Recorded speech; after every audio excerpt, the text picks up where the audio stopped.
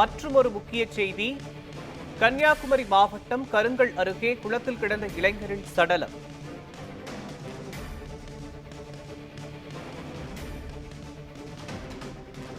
குற்றவாளியை கைது செய்ய கோரி உடலை வாங்க மறுத்து உறவினர்கள் சாலை மறியலில் ஈடுபட்டு வருகின்றனர்.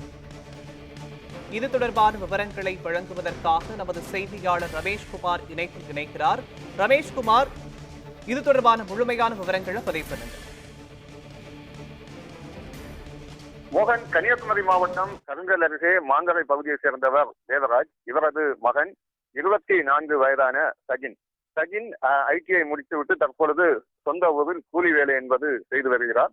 இவர் கடந்த ஞாயிற்றுக்கிழமை அன்று நண்பர்களுடன் வெளியே செல்வதாக கூறி வீட்டிலிருந்து புறப்பட்டிருக்கிறார்.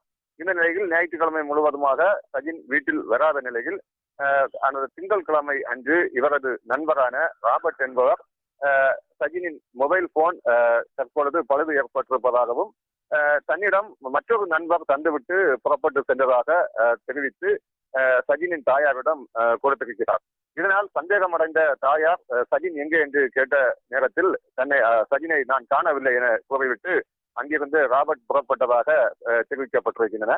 இந்த நிலையில் 2 நாட்களாக காணாத நிலையில் நண்பர்களுடன் சஜின் கடந்த ஞாயிற்றுக்கிழமை மீன் பிடித்துக் கொண்டிருந்ததை குளத்தில் சிலர் பார்த்ததாக கூறி இதைத் தொடர்ந்து தீயணைப்புத் துறையினர் அருகில் இருக்கும் காட்டார குளத்தில் தேடும் பணியில் ஈடுபட்டனர்.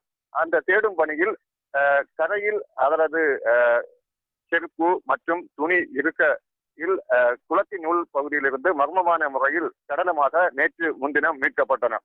தொடர்ச்சியாக போலீசார் விசாரணையை தொடர்ந்து அந்த சடலம் தற்பொழுது நாகர்கோவில் ஆசாரிபாளையம் அரசு மருத்துவக் கல்லூரி மருத்துவமனையில் உடல் கூறு ஆய்வுக்காக தற்பொழுது அனுப்பி வைக்கப்பட்டு அந்த விசாரணை என்பது நடைபெற்றுக் கொண்டிருக்கும் நிலையில் ராபர்ட் உட்பட 7 பேர் மீது தற்பொழுது இந்த இவர் மர்மமான முறையில் இறந்ததை தொடர்ந்து அவர்கள் மீது சந்தேகம் எழுந்திருப்பதாக உறவினர்களும் அதே போன்று பொதுமக்களும் தெரிவிக்கின்றனர்.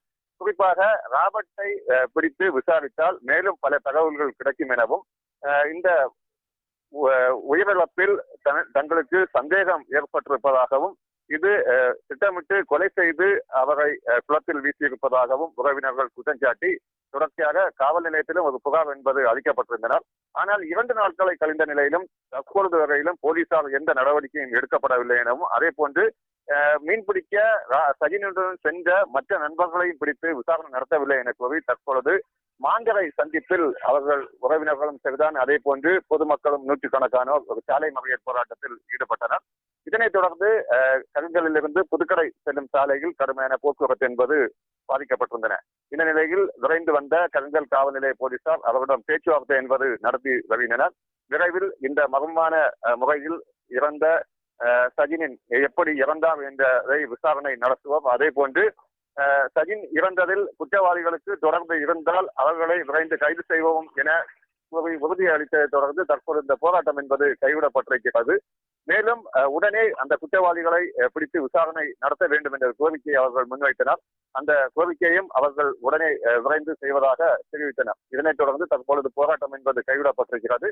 தொடர்ச்சியாக உடனே அந்த குற்றவாளிகளை கைது செய்ய வேண்டும். அதே போன்று எந்த முறையில் இவர் இறந்தார் என்ற ஒரு கோணத்திலும் விசாரணை நடத்த வேண்டும் எனவும் அவர்கள் கோரிக்கை வைத்திருக்கின்றனர். போலீசாரும் அது குறித்து விசாரணை தற்பொழுது நடத்தி வருகின்றனர். மோகன், நேற்று முன்தினம் கன்னியாகுமரி மாவட்டம் கருங்கல் பகுதியில் உள்ள குளத்தில் இளைஞர் சடலமாக மீட்கப்பட்டு தற்போது இளைஞரின் உடலை வாங்க மறுத்து உறவினர்கள் சாலை மறியலில் ஈடுபட்டு வருகின்றனர். தொடர்பான விவரங்களை வழங்கியதற்கு நன்றி ரமேஷ்குமார்.